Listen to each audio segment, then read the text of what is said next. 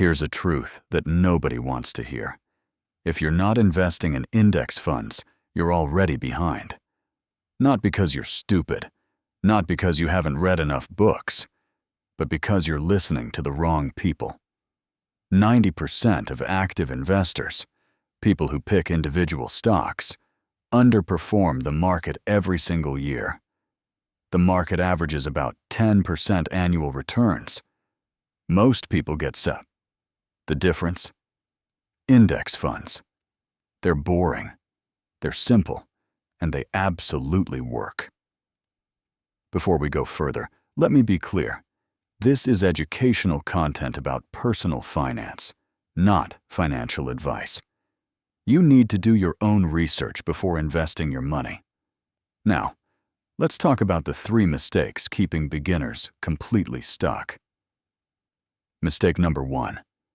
Thinking you need money to start. You don't.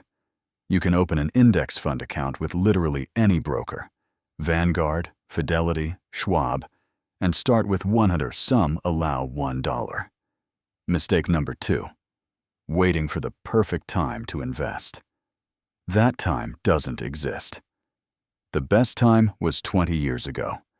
The second best time is literally today. Mistake number 3. Thinking you need to understand everything before you start. You don't. Seriously, most people learn by doing, not by memorizing theory. So here's how to actually start. Step 1. Pick a brokerage. Fidelity, Vanguard, or Schwab are the big 3 for beginners because their fees are basically 0. Step 2. Open an account. Takes 10 minutes online. Step 3. Fund it. Even if it's just $100, transfer money from your bank. Step 4. Buy an index fund. Don't overthink this. We'll talk about which ones in a second. Step 5. Set it and forget it. Seriously, don't log in every day checking your balance. That's how people panic sell during downturns and lock in losses. The whole point of index funds is that you're investing in the entire market, not betting on individual companies. When the market goes up, and historically it always does, over 10+ years, you go up with it. Let me show you why this matters with real numbers.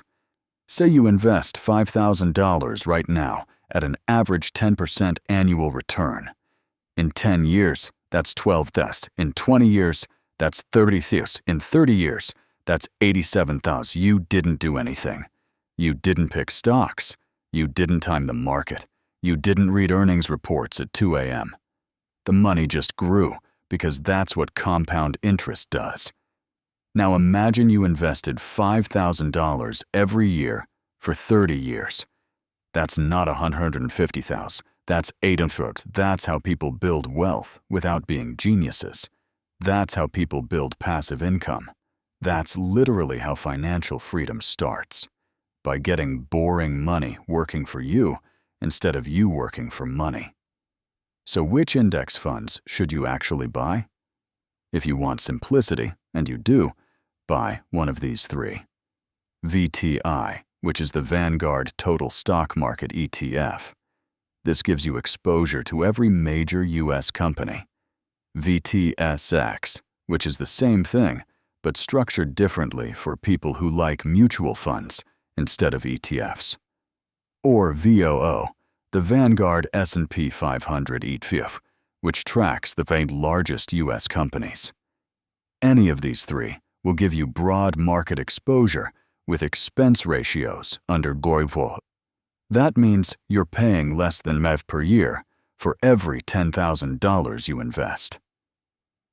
Compare that to the average mutual fund charging 0.5% to 1%, and you're already ahead before you've even started. Pick one.